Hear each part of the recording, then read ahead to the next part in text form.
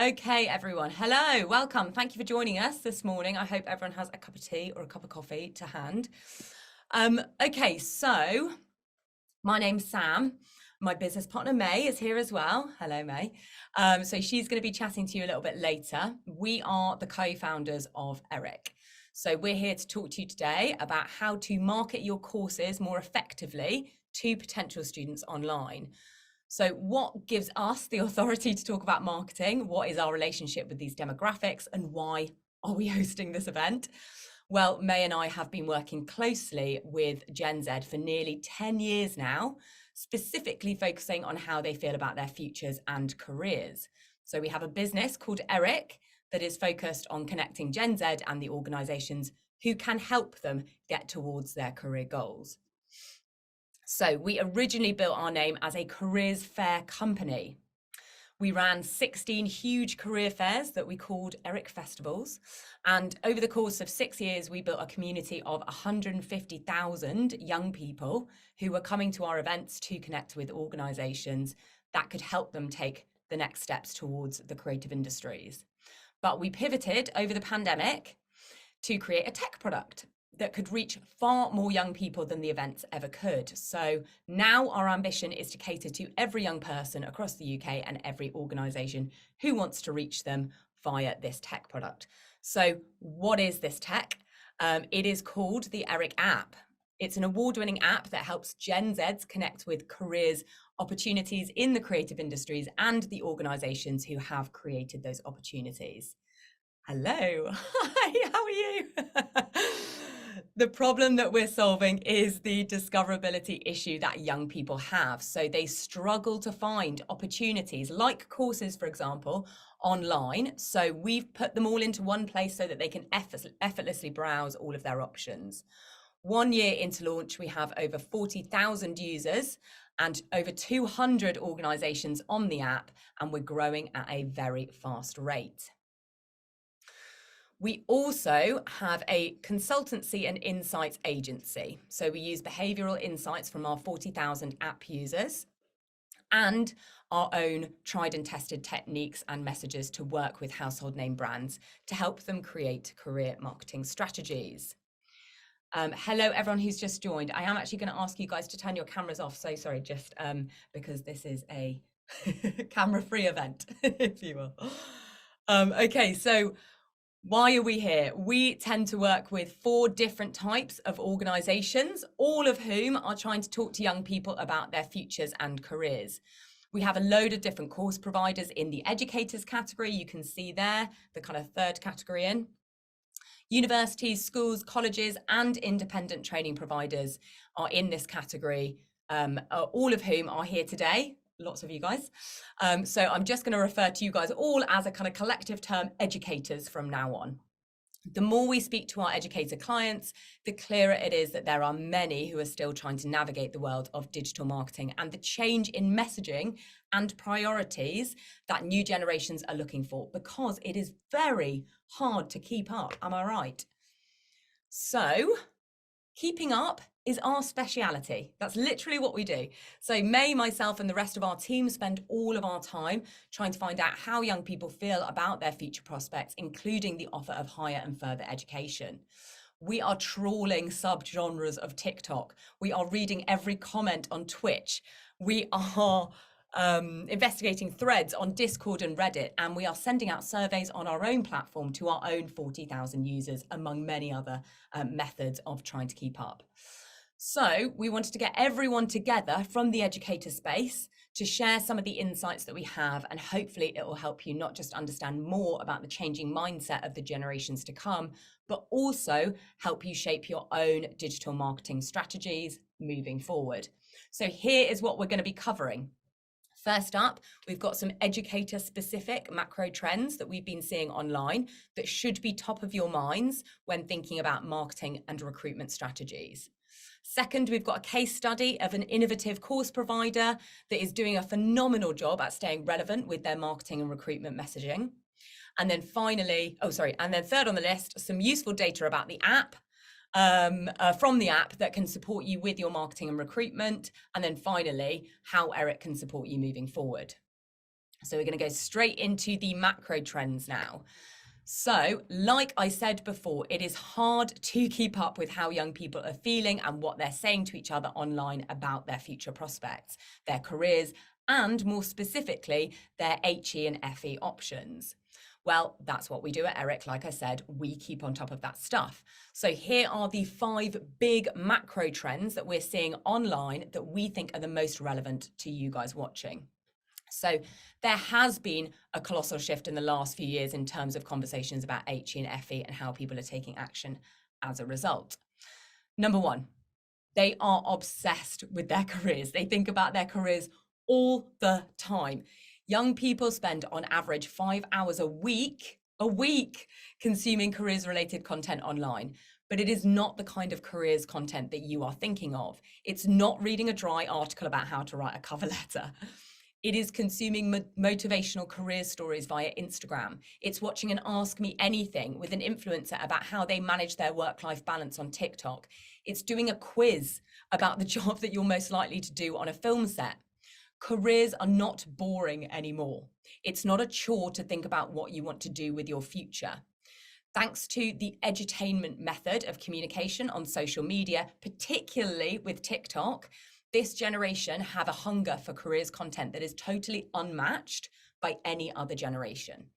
Don't underestimate how much young people are thinking about their career options. This generation are actively going out of their way to look for organisations and people who can further their careers education and help them get towards their career goals. Number 2, the expectation for what HE and FE can get you is not being matched. So it all comes down to this term, entry level. A survey of over 9,000 entry-level roles found that 61% required candidates to have 2 years of experience in order to apply, and they didn't classify a degree as experience. Lots of young people are confused because they thought their degree would enable them to walk straight into an entry-level role. It seems that there is a colossal miscommunication between what the HE and FE system says it's preparing young people for and the benchmark that an employer needs a young person to reach if they want to apply for an entry-level job with them. And this conversation is everywhere online. I even did a TikTok video about it because so many people were commenting on our account about how in the creative industries, entry level does not mean entry level anymore. So we're just going to have a quick look of that video. That I put up about the 4,000 jobs available in the beauty industry was absolutely wild. Okay, so I'm doing a little experiment. Anyone who has experienced this kind of thing, so basically someone who's found a job that they want to apply to that is supposed to be entry level but requires insane amounts of experience. Okay, there we go. So you get the gist of it, which is essentially hundreds of people commenting underneath the video about the fact that they have tried to get an entry-level job, often with a degree, and been told that they need far more experience. Future potential cohorts of students are becoming increasingly aware that a degree doesn't actually give you the experience that you need to get an entry-level job anymore. And this conversation is everywhere online. Okay, number 3. The anti-uni influencers who promote a fail fast attitude are not going away. The most successful people that we see in business are not just the people who follow the 3-step pathway anymore: school, university, job for life. We have a growing pool of diverse success stories and role models, many of whom pride themselves on getting to where they are without a degree, which is a great thing. There are many things happening online contributing to this conversation. So the growth of started in my kitchen business owners, there's loads of those everywhere online. The democratization of the creator economy as well. So it's easier for people to create things themselves and make a living out of it without having to go and study. And just generally more diversity in the media means that there are examples everywhere of people who have got to where they are now by following alternative pathways. Many of these role models are also passing the torch onto the people that they are hiring to. So Stephen Bartlett is a prime example.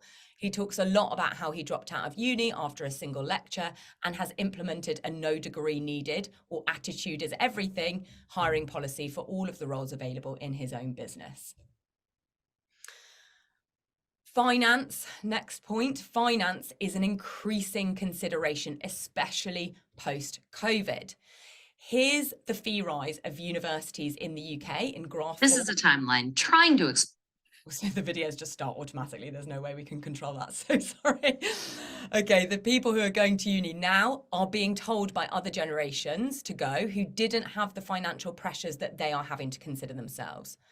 Young people are talking about this mismatch in expectation and pressures between generations. Here is a TikTok video explaining a little bit more. explain why kids today have such a hard time buying into the education system or even our societal systems. When the greatest generation returned from World War II, they gave birth to the boomers. And they said, go to school, be a good kid, you'll get what we have. And generally speaking, that was true. The boomers gave birth to Gen X. And they said, okay, you have to go to school, but you also have to go to college to get what we have. And generally speaking, that was true. Gen X gave birth to the millennials and said, okay, we're sorry about this, but you guys are probably going to have to go to grad school to get what we have.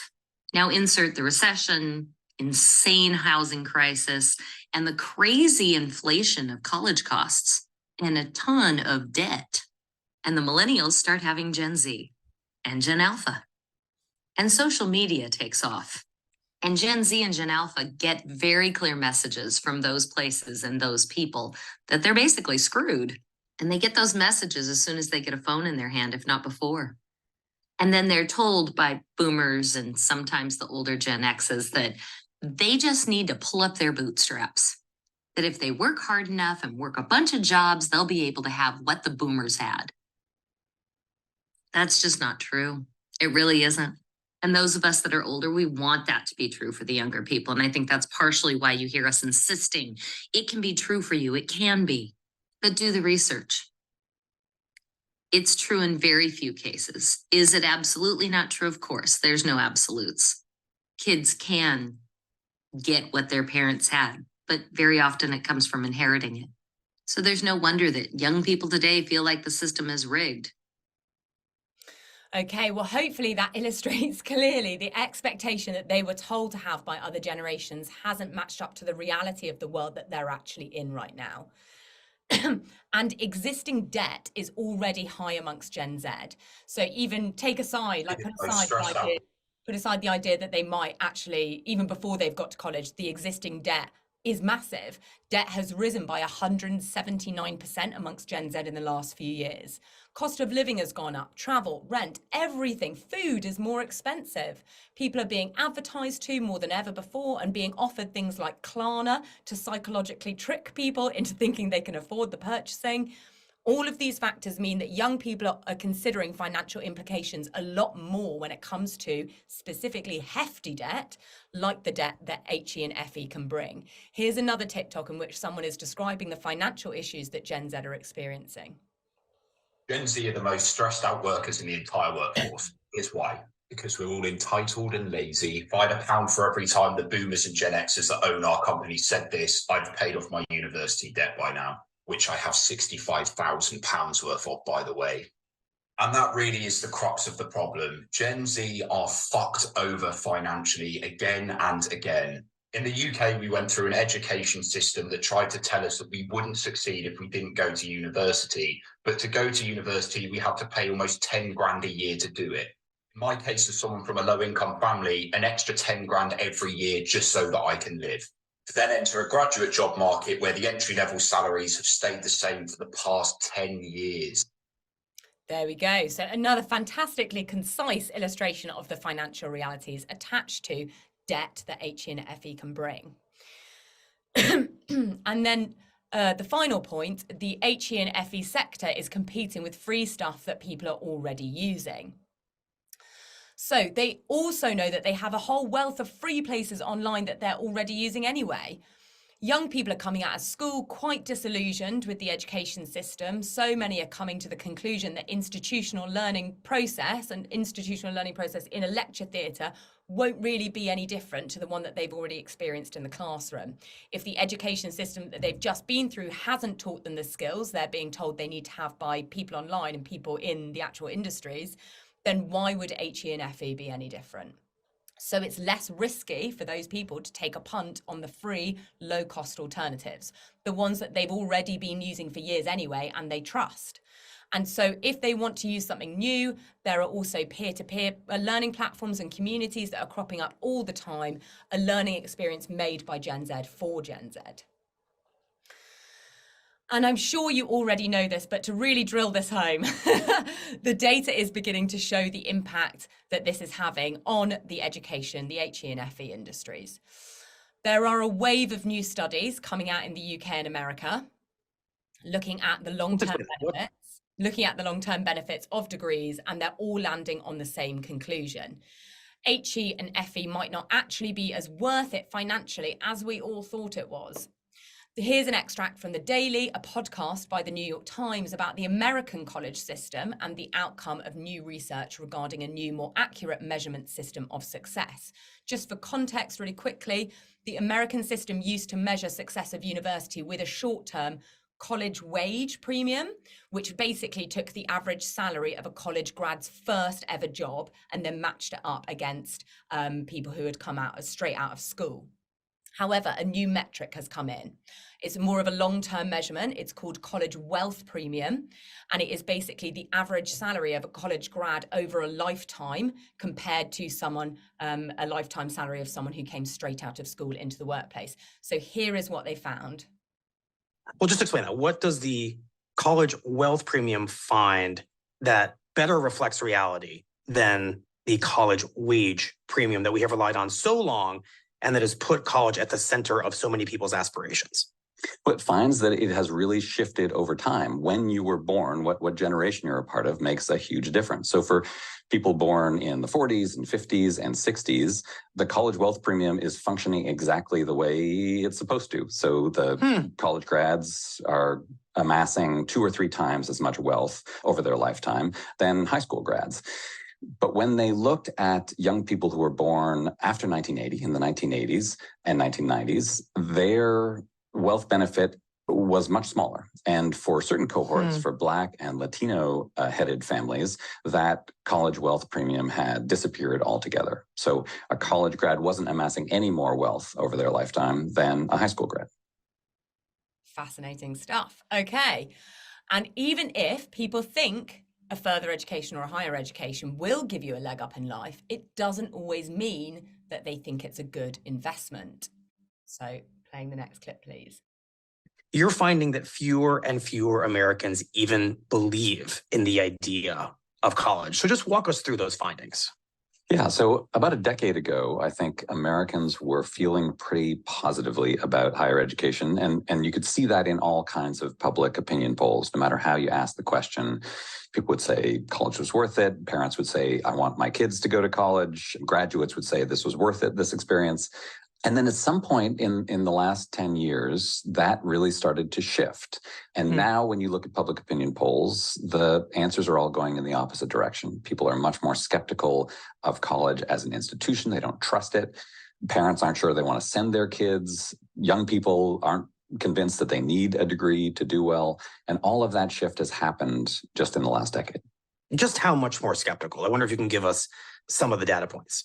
The number that really stuck out to me in the public opinion polls is that about a decade ago, like 98% of parents said that they expected their kids to attend college. I think at the time it was just this accepted truth. Right. That's basically universal. Exactly, that everyone was going to go to college. And now when you look at public opinion polls, it's about half of American parents say they don't want their kids to go to a 4-year college. So that's this shift in public opinion that's not just on the margins. It's a shift in how we think about this institution. I mean, that is a crazy shift, isn't it? Okay, so the word investment is so key, because people are seeing college or university or higher education or further education as an investment in their future. HE and FE is not about lifestyle anymore. It's not about freedom to experiment. It's not an exercise in critical thinking, not to the young people that you are trying to recruit. It's about what is the return on investment. Okay, So all of these points have been leading up to this next one, which is, what does this mean for student marketing and recruitment? So every conversation that's happening online when it comes to young people are pointing towards the fact that educators have to gear themselves more towards getting students closer to a career. And your marketing strategies need to orbit around that core message. The hierarchy of pros and cons has become clearer for those considering further or higher education. The conversation has become less about, I'm just going to go to enjoy the uni lifestyle and just get the uni experience and all of these kind of more nice to have benefits. Those attitudes were acceptable when HE and FE was low cost or free, as it was for previous generations.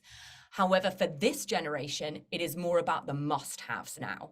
Tangible ROI, a guaranteed career, access to industry contacts, lecturers with practical experience, learning soft skills as well as hard skills. This is what young people are saying that they want.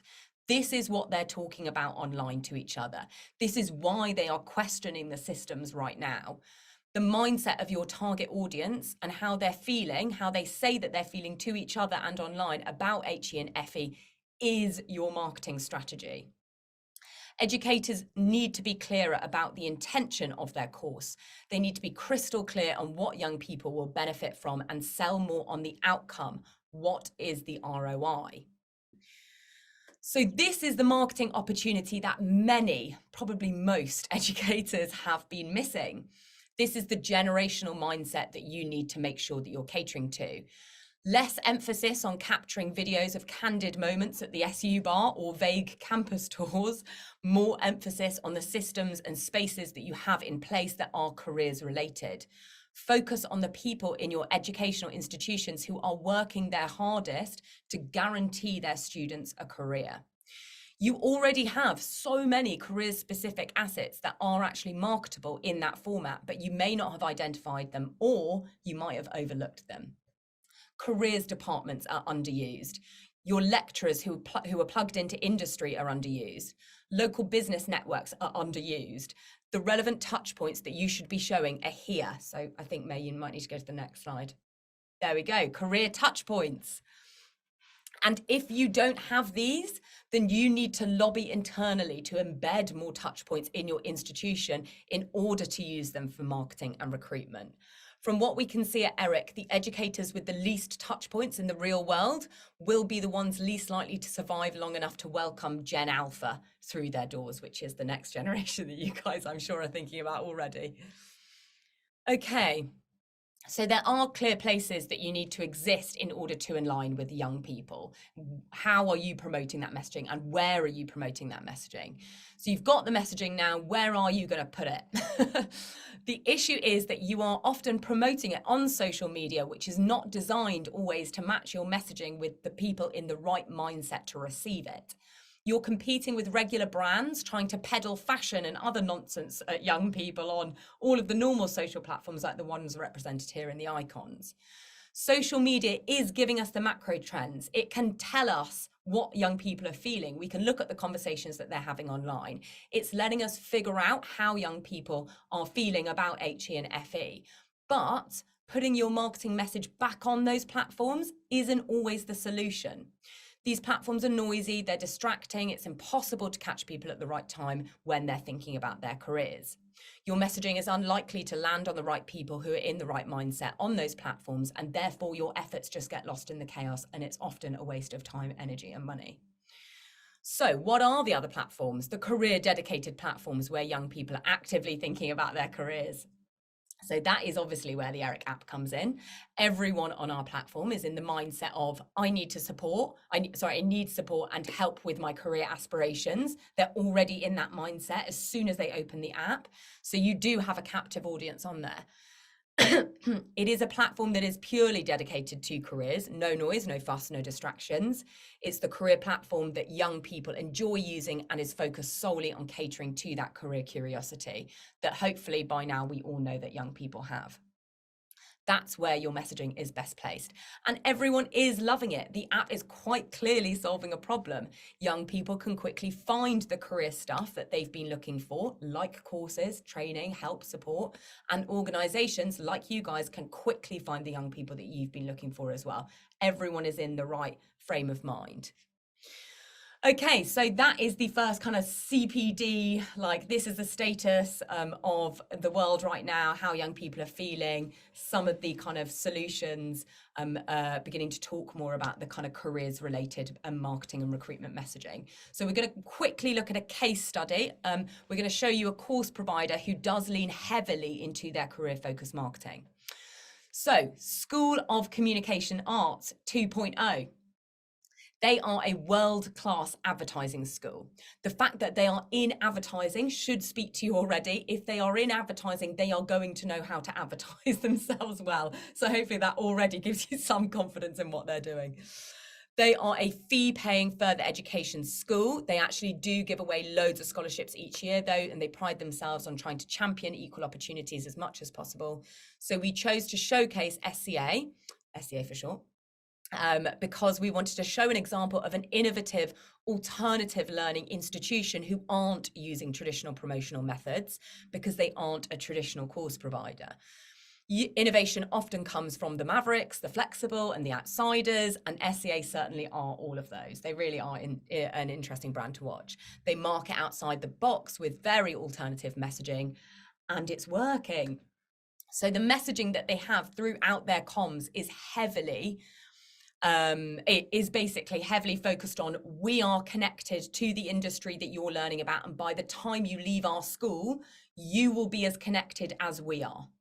They are marketing primarily on the outcome, like I said before in the previous section, that all of the educators need to start doing.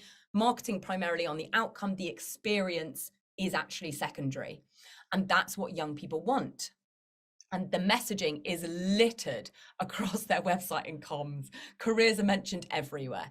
So there is constant mention of their industry networks. School of Communication Arts is supported by over 100 advertising agencies. We have a network of over 800 industry mentors. That is even there on Google when you just search for their name. It's the first thing that comes up. They're impressive alumni examples. They have show reels everywhere. Oh, sorry, I think I might have got these slides confused. Which one is this? Oh, over 80%, yes. And they really say it clearly with this one, 80% of students are offered their dream role. Next one. This is the alumni one. They're impressive alumni examples. They have show reels everywhere, lists of their partners. They're showcasing the impressiveness of their contacts everywhere. Oh yeah, the blog. So they're giving clear indication that you are gaining skills and experience also even whilst there. So here it says every week our students write a reflective blog on their life at SCA. So they're literally getting experience whilst they're there, copywriting. And then they make it very clear to understand the university requirements. Oh yeah, I can't read that. Oh yeah, portfolio, yes. To land your dream role in the creative industry, it's only your portfolio that counts. So they do understand the industry requirements. So that messaging that we went back to earlier, which was all about entry-level role, why, if I've got a degree or if I've got a qualification, why does that not count as experience? What they recognize here is that the portfolio is the thing that counts. It's the experience that they're trying to get you. And then this one, oh, and then I think we've already done that one. Next. Okay, so here is their profile on the ERIC app. You can see that messaging is clearly laid out in the synopsis of who they are and what they do as an educational institution. So I'm just going to wait for the video to get to the point where we click on SCA. Okay, so here's their profile on the app. And yes, like I said, the messaging about careers is very clearly laid out in the synopsis of who they are and what they do. So again, careers mentioned everywhere here. They are making sure that everyone knows about the 80% of students getting their dream job. It's their most impressive stat, and they want everyone to know it because it is based on the outcome. They've made sure to come across as approachable as well. So the humanization of the brand is so important. If someone wants to believe that you're going to help them get a career, they want to make sure that they know who those people are, as we've just seen. This builds trust with a consumer. Here are the people who are going to help you accumulate everything that you need in order to be able to be part of that 80% who get their dream career. They've also added in all of their helpful educational content that is answering the basic questions that every young person will have. Please do. Obviously, you guys can download the ERIC app yourselves. It is free if you want to download it and look through all of the different educational institutions that we have on the platform. But if you do, make sure that you take some time to look at SCA, who have done a phenomenal job at representing their brand, portraying it through the lens of why our courses will get you a career. And they get a lot of traction on our platform. Okay, moving on to the data. Right, so this is the third section, the data section. So this is the bit in which we'll be sharing some of the ERIC app data that can help you learn more about how young people on our platform are interacting with different types of courses, messaging, and other useful bits and pieces to know. So first of all, to give you context, what is the app, how does it work, and what data are we collecting? Okay, so it is a free signposting, a free app signposting 16 to 25-year-olds to opportunities in the creative industries. So we launched the app last year and we have over 40,000 diverse users. Here's an overview of the different demographics of our users. And in the last year alone, we have promoted over 8,000, an astounding 8,000 opportunities on the app. So what do I mean by opportunities? These are things that support young people at the beginning stages of their career, like courses, training schemes, internships, events, grad schemes, apprenticeships, mentoring programs, competitions, junior roles, literally so much stuff, anything that can help people get towards a little bit closer towards their first job in the creative industries. So let's talk quickly about the data. Yes, how we collect the data. When a user downloads the app, they have the option to provide details about themselves and their background, including information like pronouns, ethnicity, location, and age. Once they're on the app, we track their activities, what opportunities they're clicking on, which industries interest them, what keywords they're searching for, what they're saving, and which organizations they're following as well. In terms of how we measure engagement, this is quite straightforward. When it comes to a specific opportunity, there are 4 ways at the moment. There's views, clicks, saves, and claps. So just quickly to explain a clap, because we often get questions about it. This is when someone basically loves an opportunity so much, they're like, please give me more of this. Okay. So we've actually been collecting so much data that in September, we reached our 1 millionth data milestone. Oh my God. So we have a pretty good data set now that can really give us a solid bird's eye view of best and worst practice when marketing careers related messages and opportunities to Gen Z. Okay, so the data that I'm about to share with you has been cultivated for this specific audience. We've taken out the users who say that they're already at university or who have already been to university, and we have slimmed the age bracket down to 16 to 20 to make it in line with a kind of more target audience for you guys.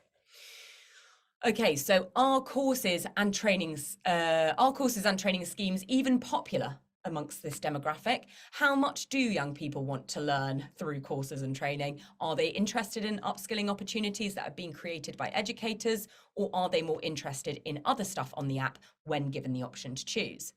So we took the top 500 of all time opportunities and analysed how many of them were courses and training programs. Turns out courses and training are very popular. Here is the league table. So you can see that courses and training is number 3 on the list.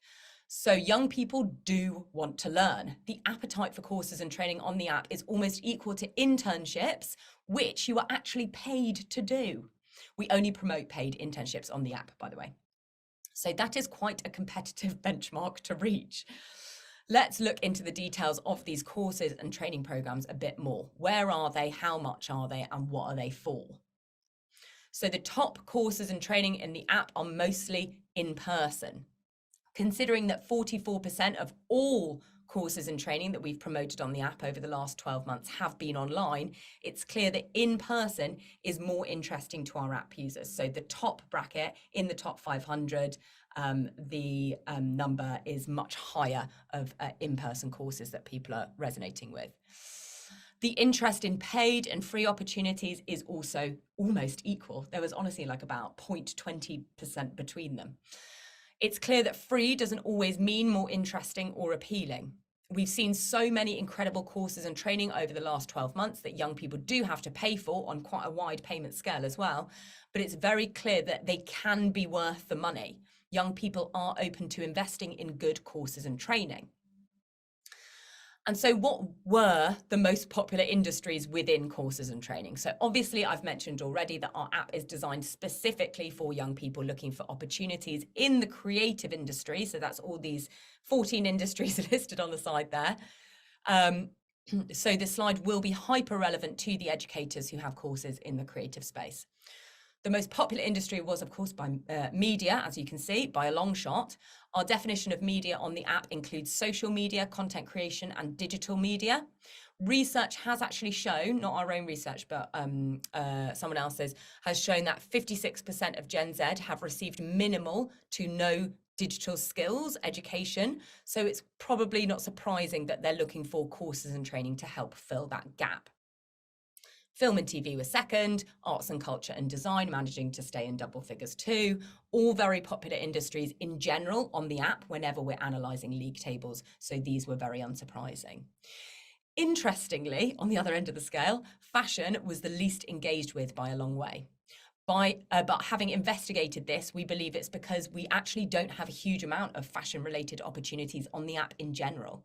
So great news if you're on the app already, as a fashion educator, because you have maximum exposure to young people looking for fashion courses and training with minimal competition. Okay, we are going to go through some behavioural trends now. So one, what is the best day to outreach to young people? What is the best day to market courses and training to young people? Did you know that Tuesday and Wednesdays are the most popular days for young people looking for careers opportunities, whereas Saturday is the least active day? Good news for us all, we can lie in on the weekends, that's fine. Number two, what is the best time of day to outreach to young people? 10 a.m, 12 p.m, and 3 p.m. are the prime hours in the day, whereas 8 a.m, 5 p.m, and 3 a.m, we see the least interaction. Again, good news for our schedules. We don't need to be getting up at 3 a.m. And then finally, what is the best time of year to outreach to young people? Here is a twist. School holidays are actually more active than term time. So when we crunch the data, young people were more active during the summer, Easter and Christmas breaks.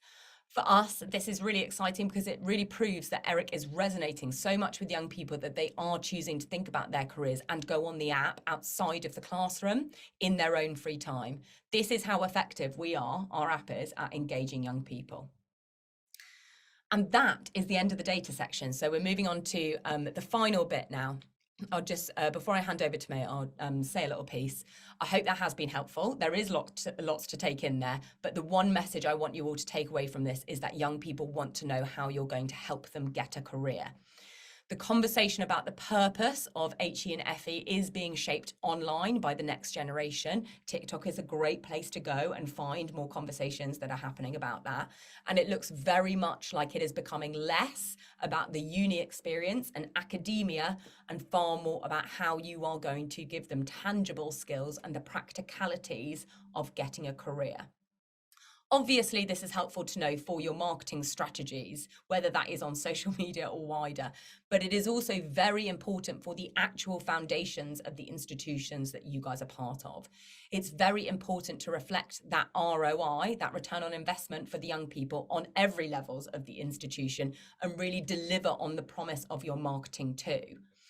Do get in touch, obviously, if this is something that you're interested in talking to us about. Maybe you want us to deliver this talk to your internal teams and get everyone on the same page, maybe get more buy-in about this whole concept.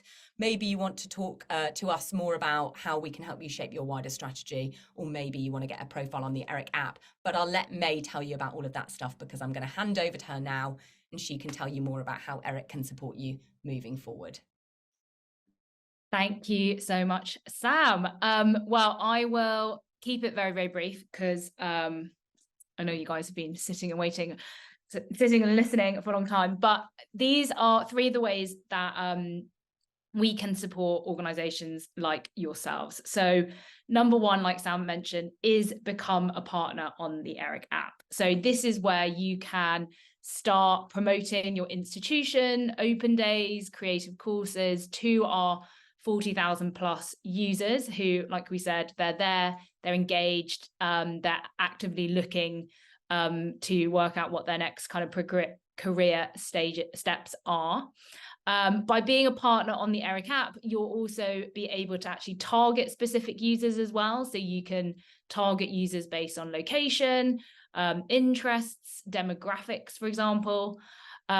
We also have a Gen Z content team. So they will actually support and look at your copy, your visuals, your imagery. So we really help you make sure that your messaging lands with that target audience. And then the best bit is that you also get access to your own bespoke data. So I know we showed you some kind of high level insights there, but everyone gets their own kind of data dashboard.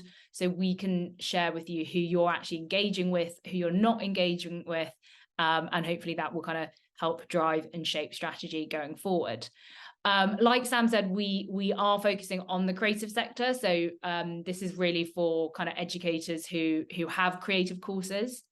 But one of the things that we really wanted, excited to tell you is a new partnership that we have coming up in February next year. So ERIC is, it's been officially confirmed that we are partnering with the BBC in February. So they have a new TV show coming out it's called Bring the Drama.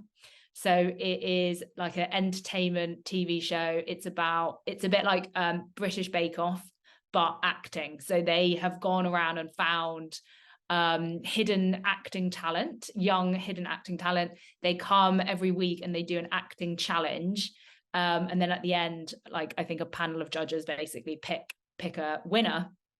So as part of that TV show, they're hosting a festival, an 8-week festival where they're asking organizations across the UK in the film industry, TV industry, arts industry to essentially open their doors and put on various events, various activities for young people to come and learn about their careers in the screen industries. So all of those events and activities are actually going to be held on the ERIC app. And then the BBC are going to promote ERIC after the TV show. So hopefully as well, we're going to get millions of young people across the UK. So that's really going to kind of even increase our user base then. So again, a really kind of good time if you guys are looking at potential marketing kind of channels. Definitely get in touch and I can share more. Secondly, like Sam said, we do have an end-to-end consultancy arm. So if you did enjoy this talk, we do actually host lots of a variety of different talks that we can come in and talk with your team. And then lastly, we do have a new feature coming out next year. So this is actually going to be an exclusive area for your own university and college. So we can link up which students are coming onto the app, which students are coming from your university and college, and then they basically unlock a bespoke area where your career teams can engage more effectively via notifications, for example. And then again, we're able to kind of track and measure your students' kind of career progression so that you guys can confidently promote the return on investment that we were talking about before. So yeah, lots of things that we can support you with. Definitely get in touch. I'll obviously send an email around after the event with my details, but would love to chat more. But yeah, thank you so much. I'll hand over back to Sam. Amazing. Thanks, Mae. Okay, guys, so we've got a good 14 minutes left before we stop this event. So I don't know, because I can't quite see the chat. Are there any questions at all? There isn't actually any question. I think everyone's been really listening in. So they've all fallen asleep. Yeah. So if you guys did have any questions, do add them to the chat and then I can read them out. Yes, was great. That was great. Thank you. Thank you, Katie. But yes, also feel free to go because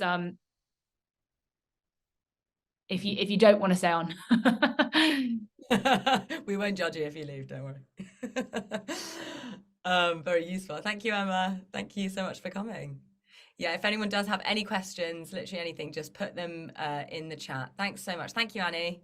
Love the app and the new ideas for 24.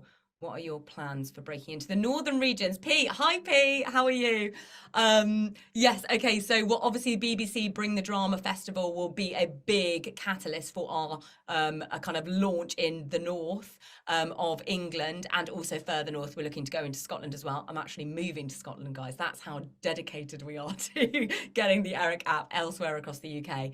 So we are the Bring the Drama Festival that Mae described there. So that is going to be giving us access to hundreds of employers across the UK who will be using the app to promote things, and also millions of young people across the UK too who will be looking to use the Eric app, signposted to the app by Bring the Drama, by the BBC. So and that is going to be happening in February. That's when the whole festival starts. So as of February, we will basically be much more established outside of London and the Southeast, further UK-wide officially.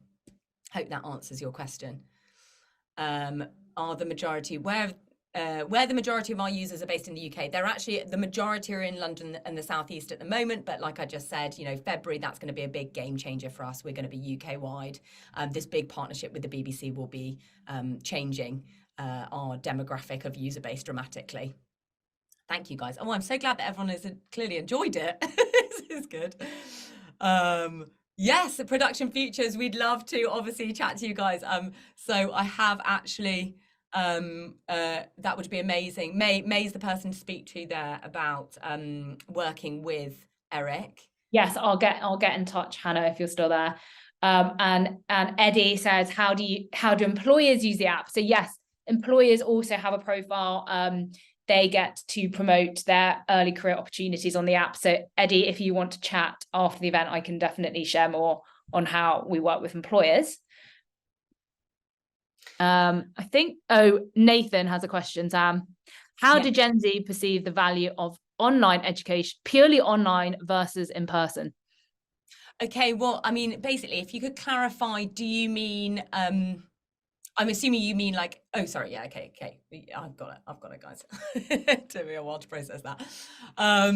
Yes, okay, so I think basically hybrid seems to be where everyone is moving towards. I think giving everyone options, it's the same. We have the same conversations with employers as well, by the way, about whether young people want remote working or in-person working. And I think ultimately everyone wants to be able to pick and choose if they can. I understand that that's, you know, a bit of an issue for a number of different employers and educational institutions. But if you can give flexibility, that is the best option. It's not really one or the other. It's a kind of mix in between.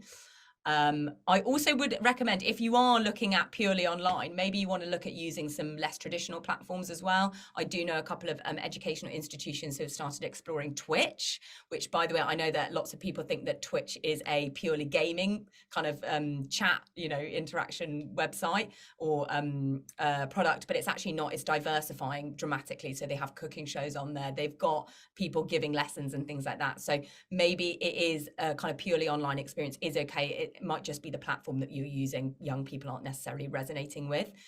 There are lots more kind of edutainment focused style platforms cropping up. Twitch is obviously a big leader in that space. Epic presentation. Thanks, Talyard. I said we can share more information. They mentioned about Easter. They want to confirm exactly the times of year because I think the slides say July, February, August. Yes. We can do that. One question is, what are the age breakdown of your young Gen subscribers? So it is from 16 onwards. Our most popular age is around 21, but we see lots of different age groups there. Do you also have the parents or sub app? So parents can actually download the app. We do have lots of parents, teachers using the app as well. So when you sign up to the app, you can actually say that you're a parent or say that you're a teacher. So yeah, we do get a lot of parents and teachers using the app and then kind of sharing that with their I also would actually say it's worth checking out our website as well, because there's basically an education piece that we do on our website for people who are there to support students. So that could be parents. It also is careers teams as well as other school staff, and then anyone else that might want to use it. Councils use it, for example. But it helps people around a young person understand more about actually what the creative industries is, because we've found that that is a massive education barrier. You know, there are so many influential people in a young person's life, and none of them seem to know what the creative industries is either. Careers teams are absolutely not in that category. I'd just like to clarify, careers teams have a big appetite for the creative industries. Here we go. I don't know if you can see this link. That's our definition of the creative industries. Again, it's kind of there for educational purposes. Share that with anyone who might find it helpful. And then we also, for careers teams, by the way, guys, there is another link here that is basically has lots of like marketable assets and stuff on it. It's got lots of information there to help make careers teams' lives a lot easier when it comes to delivering helpful advice about the different creative industries and careers within them. Okay.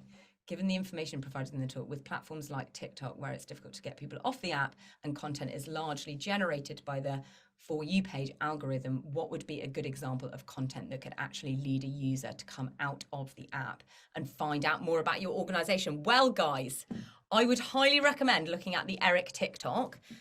Yesterday's post alone that we put up has already had over 60,000 views and thousands of likes. And we do drive so much traffic from, it's one of our biggest awareness platforms basically for what we do with the Eric app. So we're a success story when it comes to driving traffic off TikTok onto our own app. So I would recommend looking at our own TikTok, having a look at what we do. People are not adverse to leaving the platform, but they are, it's all about the delivery of the message that you're trying to communicate. That's what I'd say. You've got to make sure that you very quickly. Oh, yeah, no, also, and I think that's what we do a really good job at, is bringing people to our app. And then once they're on our app, we can then kind of signpost them to the right educators. So I don't know where you're from, Tim, what organization or institution you're from. This is why we're so good at marketing, guys. We literally practice what we preach. We know. But also, I think, you know, sometimes we don't expect that every single university needs to be doing the same thing as well on TikTok, because it is just so noisy. I think it is working with the right partners who they are doing a good job at marketing, and you can essentially partner with them. It doesn't necessarily mean that you actually have to do the TikTok marketing yourselves. You know, even partnering with influencers is another strategy, is another way. That's exactly it. I think it's very important to bear in mind that you guys have an interesting offering for a young person that is in a very, very specific mindset. This is kind of what we were alluding to earlier in the CPD bit of the talk. But if someone's on TikTok just to waste time, they're not going to be receptive to your message, because what you are, you know, trying to communicate to them is very specific, and it is very kind of, you know, are you in the mindset of receiving information about a course that you will have to pay for? So it's a very hard sell. And like Mae says, TikTok might not be the best platform for you. It might be something that is, you know, you need to find a platform like Eric, for example, obviously plugging Eric, where young people are already in the mindset where they're willing to receive your message. Oh, thank you, Hannah. Amazing. Okay, any other questions? Well, I think we've had some great feedback, great questions. All in all, happy. Oh, slides, also recording of the video of the event and slides will also be sent to everyone afterwards. So don't worry, guys, you'll get everything that you need. Mae will send it all round, and then you'll have her email too. Thanks, Hannah. Oh, thanks, Hannah. Yeah, have a great day, everyone. Thank you so much. We're going to stop the recording there, but thank you so much for coming. Thanks, guys. Thanks, Alex. Thank you.